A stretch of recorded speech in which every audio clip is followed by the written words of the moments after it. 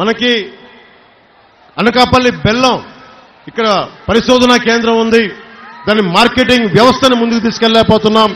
మంచి పరిశోధనలు జరుగుతూ ఉన్నాయి.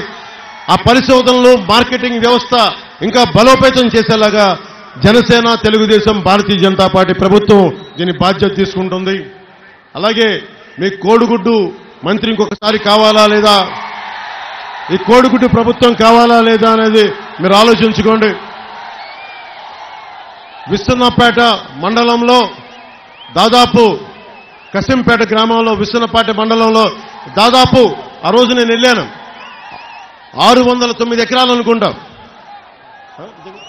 600 పైచిలికి ఎకరాలు అడ్డగోలుగా దోచేశారు.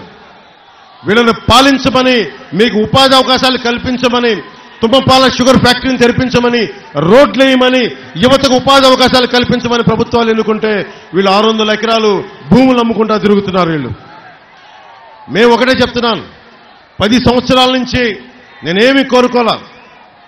నేను ఈ రోజున మీకు మాటిస్తా ఉన్నాను, నేను పోరాటం చేసేవాడిని, మీకోసం నిలబడేవాడిని, మీకోసం నడిచేవాడిని, మీ ఇంట్లో ఒక్కడిని.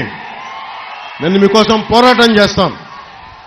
ఈ రోజున దారి పొడవుతా సీఎం జిందాబాద్, సీఎం జిందాబాద్ అంటుంటే ఒకటే అనిపించింది, ఇంకా మనకి అంత క్షేత్రస్థాయిలో మనకి యువత బలం ఉంది, కానీ ఇంకా నాయకుల బలం తక్కువ ఉంది.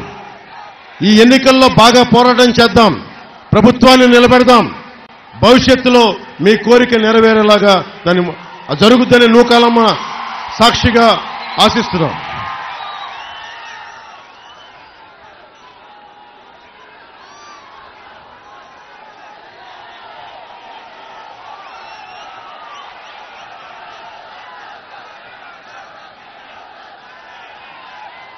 ముఖ్యంగా యువతకి అనకాపల్లికి సంబంధించి కూటమి తరపున మీకు